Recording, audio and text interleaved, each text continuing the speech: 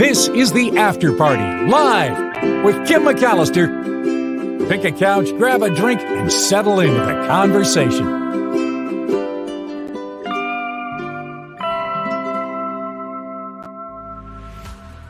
Hey everybody, it is the After Party Live. Thank you for your patience. The Mark meeting today was about the June swoon, so had to make sure all the ducks are in a row for this evening. But thank you for joining me on the After Party Live on this Monday. So grateful to have you here. And I just saw Wes popping through with a $5 contribution to the show. Huge thank you for that. Carol as well, Gretchen and Paul and James and Laura have all contributed in the month of June so far. So thank you, thank you, thank you. It's just what's keeping the show afloat. In addition to little goals that I've set for myself along the way, like achieving 2,000 subscribers. And I've seen Wes and I've seen other people through the months share little parts of the show and try to get subscribership up, to which I owe all of you and every single person here for coming every day and supporting and being part of this. Check it out.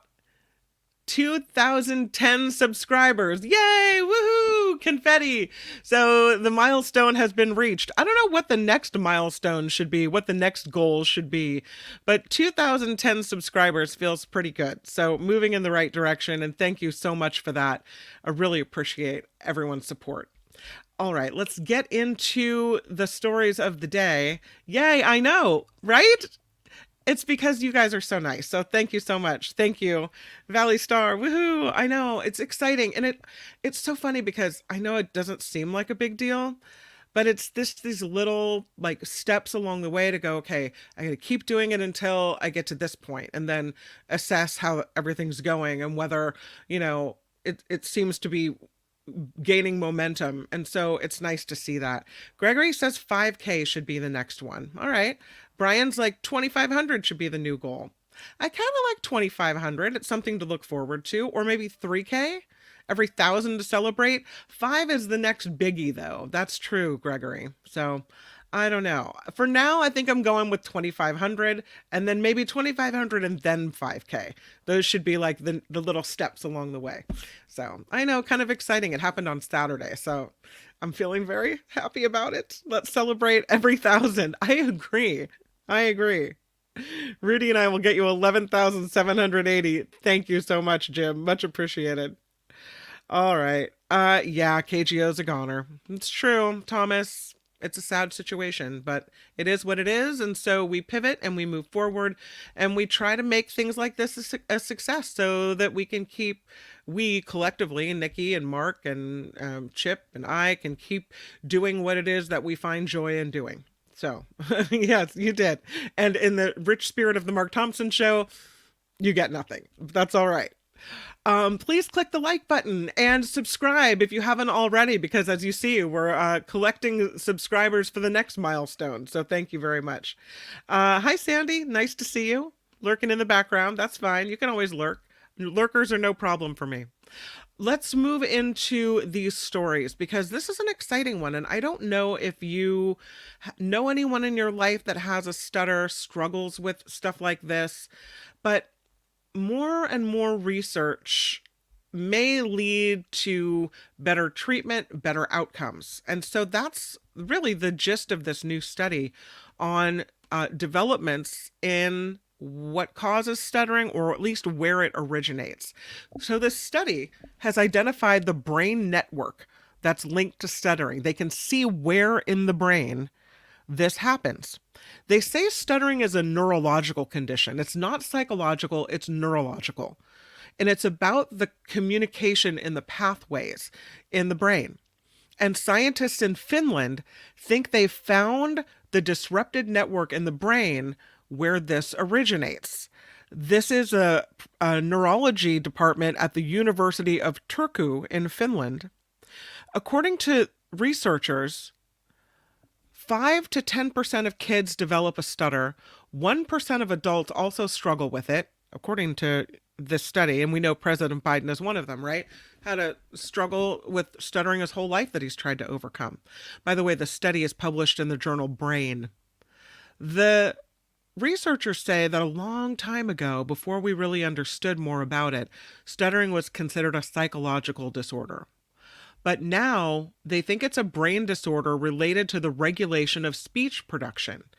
But they haven't been able to pinpoint until now where in the brain this happens. And now they can. They looked at many people with stuttering issues and they looked at MRI scans of the brain. And they found that certain forms of stuttering are linked to the same brain network nodes implicated in stuttering triggered by strokes. So they looked at people that had strokes and then their speech patterns were affected. And then they looked at people that had a stuttering issue. And they find that all of the speech and the pathways to connect your brain to your mouth, basically, all originates in this same area. So looks like stuttering is triggered by changes in a specific brain network. And it gets a little complicated, but here's what they say. The network structures are called the putamen, amygdala, and the claustrum, and they're all located really deeply within the brain. And then the connections between those three things. Here's the quote. As major nuclei in the brain, the putamen regulates motor function and the amygdala regulates emotions. The claustrum acts as a node for several brain networks and relays information between them. And that's where the problem lies, and that's where they found it. The thought is, now that they understand where it originates, maybe it will lead to a better understanding of the root cause of stuttering and improved methods of treating it. So we're a step closer to that. Yay. Woohoo. Did you see the story about China? They landed on the dark side of the moon. Yes, they did, in an area that is apparently really hard to navigate. On the far side of the moon, I should say. Yeah. So they have this Chinese spacecraft that they set down on the far side of the moon. And the point is to collect rock and soil from this area, which is apparently really hard to reach and really hard to navigate. So they'll be getting soil samples, rock samples from this particular area of lunar surface for the first time in history. And people all over the world, scientists all over the world, are pretty excited about this. There's a lunar geologist at the University of Manchester who told the BBC that everyone is very excited that we might finally get a look at these rocks that no one has ever seen before. So the Chang'e landing, they call it, Chang'e, landed on the moon early Sunday morning. And they set it down in this crater called the Apollo Basin because it's an area of scientific exploration that is of interest.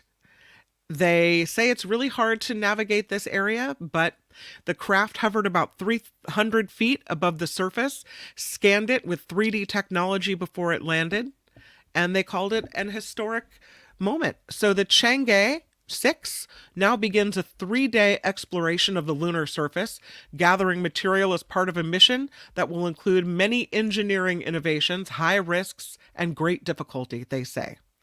They're going to extract, or try to, some of the oldest known rocks to exist on the lunar South Pole.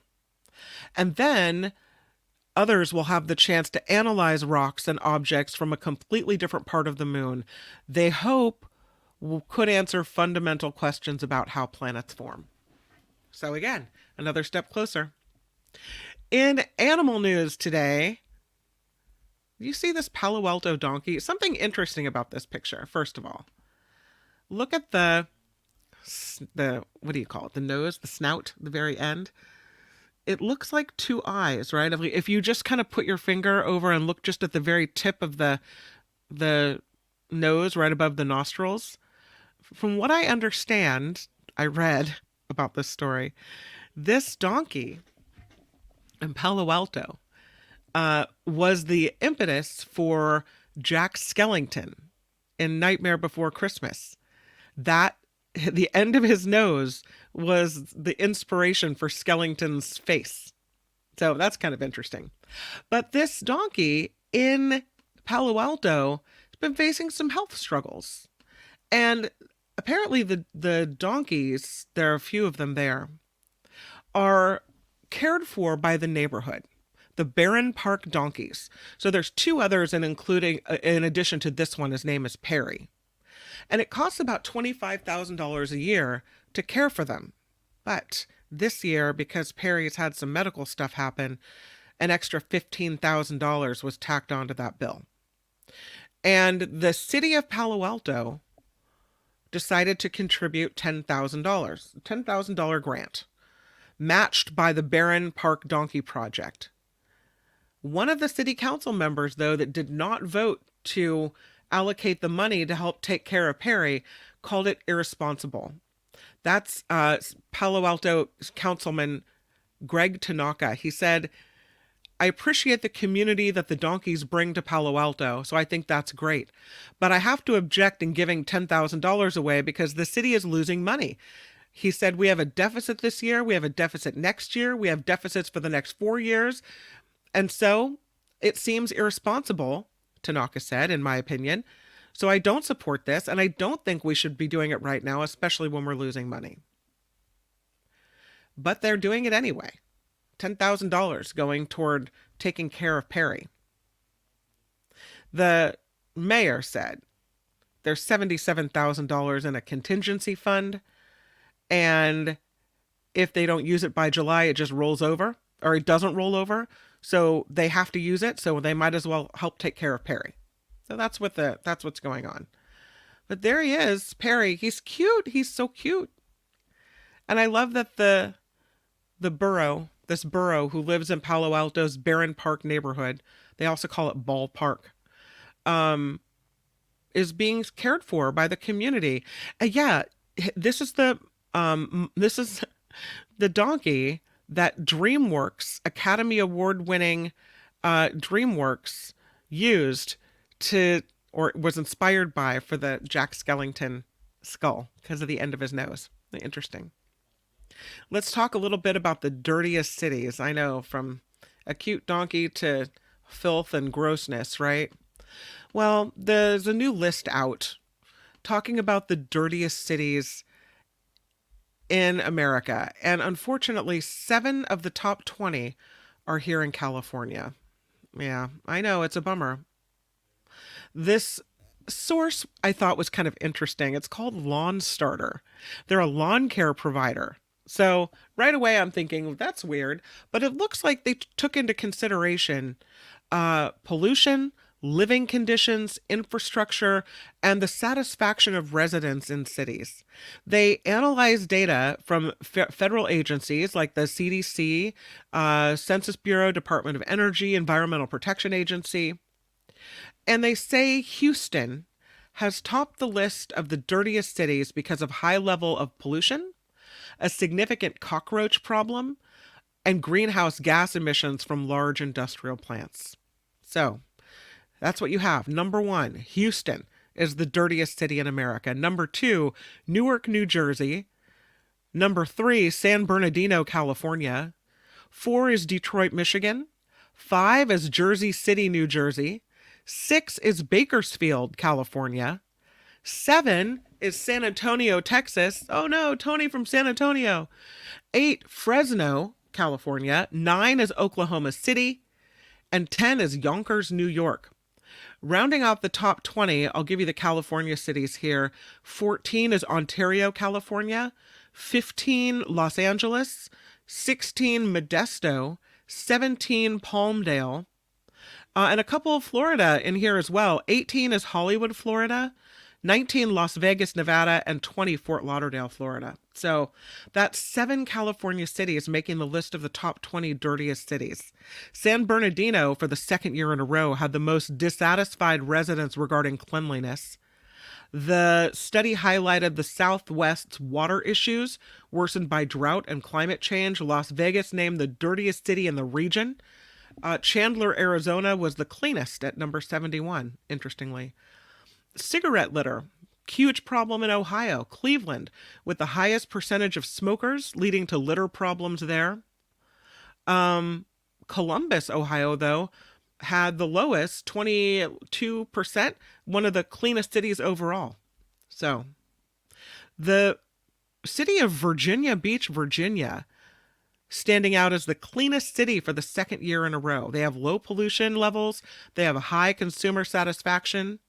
Other top performers: Fremont, California, Winston-Salem, North Carolina, and Des Moines, Iowa. So, well done, Fremont. Dirtiest cities in America. We have some work to do. Here's a funny story. Well, not funny if you live here. Maybe you don't think it's so funny. There's a resort town that seems like, I don't know, they kind of got it going on a little bit. Playa de Aro. It's in Spain. And they have banned penis costumes and blow-up dolls. Why would they need to take this measure, you think? Well, it's because this is a tourist area, this resort town in Spain, and tourists come, shall we call them Tourons? And they have these really rowdy bachelor and bachelorette parties. And they do this in public. They're carrying the blow-up penises down the street, which I would think would be funny, but maybe by about the 50th penis and you're walking down the street with your kid, you're thinking, okay, I've had enough. This Playa de Aro resort town is on the Costa Brava. They have about a little more than 12,000 people that live there. And it's become this really popular destination to go hold your destination bachelor and bachelorette parties. There are companies that offer travel packages aimed at just this type of celebration. In a single weekend, Playa de Aro has been known to host up to 300,000 tourists in a single weekend. And again, it's a town of 12,500 people. So the city leaders in this town have now a new bylaw banning people from going out in public without clothing, or only in their underwear, or with clothing and accessories representing human genitals, or with dolls or other accessories of a sexual nature. And they mean business. They have violations carrying fines of between $325 to $1,627. The mayor says, listen, pre-wedding celebrations are out of hand in this town. It's threatening the local peace. The police chief cited an example where a bachelor party used gaffer tape to bind the groom to a lamppost and then played loud music long into the night. So they're not the first city to do this. There are other Spanish cities that have had to institute local bylaws to keep the craziness at bay. That includes Sevilla, Malaga, Granada, Tossa del Mar, other cities as well along the coast. So these bachelorette and bachelorette parties are getting a little too wild for these nice people. We talked about space junk recently, and one thing, I think it's pictured here, as a matter of fact, on the right, that came crashing through the roof of a Florida home. And there were calls to limit space junk's re-entry. You couldn't send something up unless that you could pinpoint exactly where it was going to come down and when, type of thing. Well, now there's another call for the regulation of space junk. And this is going on with the FCC chair, who's now looking at space junk as well. The FCC chairwoman is saying, listen, we have to limit risks posed by accidental explosions in space because there's a huge influx in the number of satellites that are being launched. And there's a spate of recent events where space junk has fallen to Earth, such as the thing crashing through a Florida roof. And the FCC chairwoman says we can no longer afford to launch new satellites into our skies without being thoughtful about space sustainability. And so she's calling for strengthening rules, limiting risks with space junk. I just thought that was interesting. Specifically, wants the FCC to update its orbital debris mitigation rules to require companies applying to launch a satellite prove that there is less than a 1 in 1,000 chance that the orbital would experience an explosion that generates space debris. So, I don't know how they can prove it, but hey, she wants that proof, so give it to her. Give it to her already.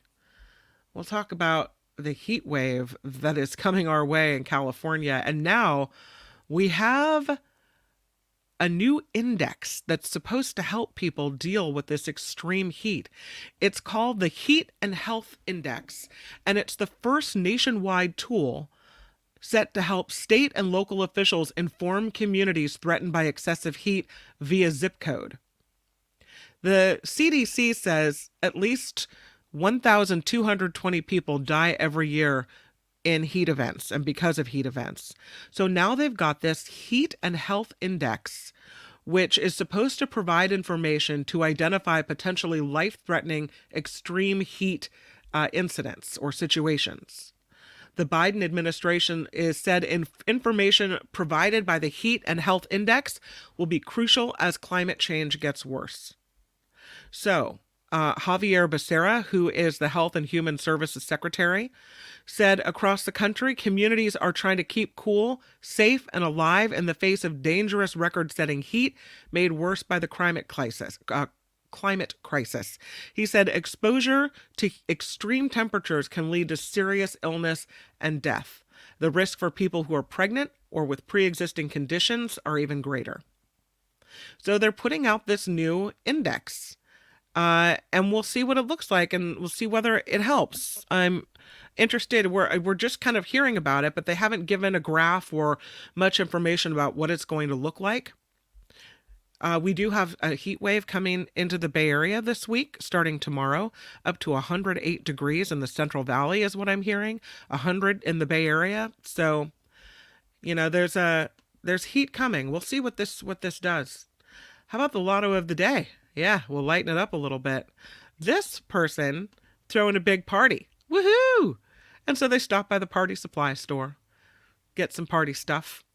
This Philadelphia man visiting Maryland for a friend's party made a stop for beverages, party supplies, and then bought a lotto ticket. He said he was driving through Laurel, Maryland, on the way to a friend's Memorial Day party when he made the stop at All Saints Liquors on All Saints Road to pick up some beverages. He said he noticed the store's selection of lottery games. He said he'd been having luck with fast play tickets in Maryland, and Big Money Doubler had a pretty big jackpot the last time he had checked the website. So he buys a $5 ticket, and he wins the $162,000 progressive jackpot. $162,441. He said, I was in total disbelief when I saw the prize amount. I called my girlfriend, my friends. Nobody could believe it. Didn't say whether he got any plans for the prize money, but that's pretty nice. You stop to buy some booze for the party, you end up with $162,000 in your pocket. Not a bad day. The bad day comes for folks that are looking at ATV accidents. Yeah, there's an increase in this type of accident. As a matter of fact, deaths linked to ATV use in the United States climbed by 1/3 in 1 year. That's due to according to the latest report from the Consumer Product Safety Commission. And of course, summer is a big season for people getting out on their ATVs and riding. So the children, they say, could face the biggest risk of death or severe injury. The CPSC, Consumer Product Safety Chair, said deaths have gone up by 33%, and those affected are disproportionately male. He said we're also seeing more deaths from OHV use in children under 16, and we have to reverse this trend and put safe riding first by wearing a helmet with proper gear and staying off paved roads. The agency's report covered deaths and injuries related to ATV use for the year of 2020, and that's the latest for which good data is available. The 2020 data shows the deaths related to ATV riding jumped by 1/3 compared to the rates in 2019. And he said too often a young child was hurt or killed. 44% of these accidents involved a child aged 12 or younger. And people do this. They go out on the ranch or they get these vehicles and they, set the kid free without a lot of instruction, or kids jump on without safety gear and then they flip them. So got to be careful. Hopefully, if anyone's listening and has ATVs, they take safety into account after hearing that. Lastly, there's something going on at Disneyland. I don't know if you knew that you could, when you ride the train at Disneyland in California, the train's like the first thing you get to. And if you haven't been on it, it's really fun. You can ride it around and really kind of gives you a view of all the cool things. And they have some things you can't see, like a little dinosaur exhibit, some fun stuff. Well, one train car is pretty special. It's the Lillian Disney train car. And it used to be that, and I have never ridden on it, but if you got there early enough, you could ask if there were any seats available. And in some cases, for the lucky, lucky people, they would say yes. Well, yes, come aboard. Well, it looks like now it's turned into a paid thing. Everything's about money eventually, right? Yeah. It's an 18-minute Grand Circle tour, and most of the train cars are open air. Again, you can see this diorama of the Grand Canyon, the dinosaur animatronics that date back to the 1964 World's Fair. But this private train car that only a few people have been able to get the VIP peek into, the Lily Bell, is apparently a pretty coveted experience. I've asked about it at Disneyland, and they say, "Oh, I'm sorry, that's full today." So I guess I wasn't special enough or early enough. Well, now there's a pre-pandemic train-themed tour that not only gives you passage in the private car, but takes you backstage in the employees-only section of the park, where you get to see a place normally off limits to park guests. It's the Disneyland Railroad Guided Tour, and it costs $135 a person. Above and beyond your Disneyland ticket is the $135 tour fee, which, if you're really passionate about Disneyland or you got money burning a hole in your pocket, might be worth it. I don't know. The tour is, again, $135 per person, not including park admission.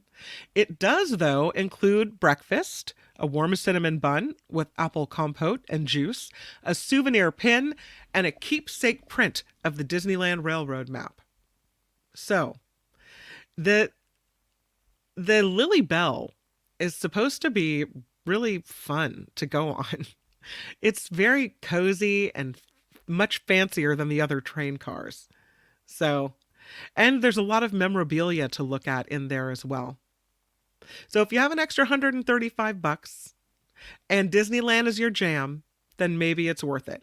And now finally, I don't know. Sometimes at Disneyland, you feel like the cast members at the park have a lot of leeway in their kindness to people. I've had really good experiences where one person at the Ferris wheel made sure that we were the people that got to stop at the very top while the fireworks were ongoing. It was so cool. And I don't know why they were so nice to us, but I so appreciated it. Another time, someone made sure we got really good seats to watch an evening light display.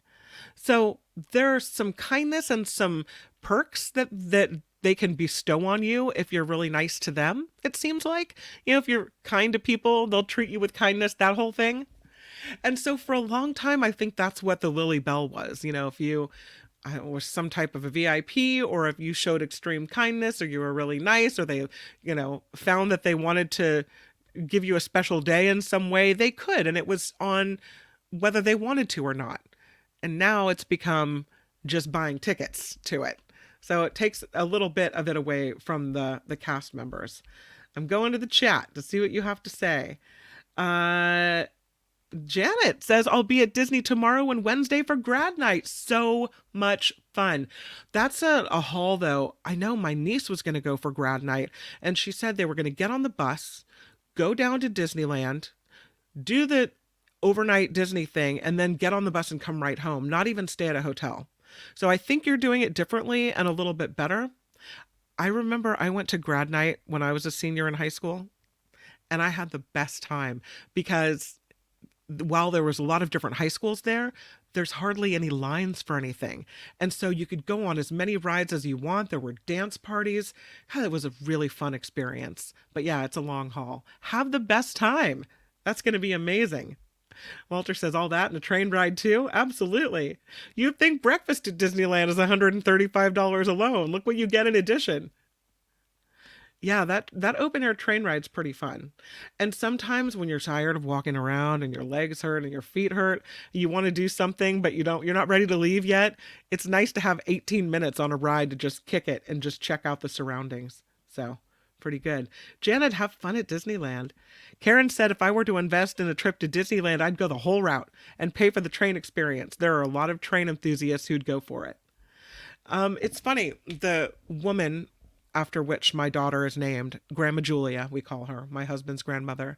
She always used to say, if you can't afford to order what you want on a restaurant menu, not a restroom, a restaurant menu, then you shouldn't go to dinner. Like if you can't afford to go do something, don't bother. Because enjoy the experience or just wait until you can afford it type of thing. Now, some people say, no, listen, you can do things on a budget. You know, you don't have to go high end all the way. But that wasn't her thing. She was the person who was always like, do it right. So in this case, that's kind of along the lines of her thinking. If you're going to do it, just go do it. Right? Gordon liked the grad night too. Yeah, that was really fun. Deidre says, I was born in Anaheim. I love Disney and I still have some A tickets left in the old ticket book. That's cool. Gordon says the price is too high. $135? I don't know. You get breakfast, Gordon. I'm just saying, might be pretty good. It would be in a restroom menu. We don't want to know, Walter. Don't ask questions. No. Mm-mm. All right, you guys. That is the show for today. Sorry to end it just a touch early, but it's a good thing because I have a meeting at my kids' school anyway for a sign. I'm on the sign committee. The school doesn't have a sign, so we have to figure out where we're going to put it. This is very exciting. Woohoo! Thank you so much for being here. Please click the like button. Please click the subscribe button if you haven't subscribed to the show yet. If you've already subscribed, don't click it twice because then you'll unsubscribe. And trust me, I need you. Don't be unsubscribing. No. Again, thank you so much. And to everyone who's contributed to the show and subscribed to the show, huge thank you for helping me keep this thing going. Really appreciate it. Tomorrow is Travel Tuesday. Where will we go? I don't know yet. Please email me if you have any ideas. KimMcAllister@gmail.com. Kim@theafterparty.live. I always love to hear from you. All right. Have a great afternoon, everyone. Make it a really good one. And I'll see you back here tomorrow and on the Nikki Medora Show at 10, Mark Thompson's show at 11. It's David K. Johnston Day, so it's always a good one. Bye. The After Party Live would like to thank the following contributors and viewers like you.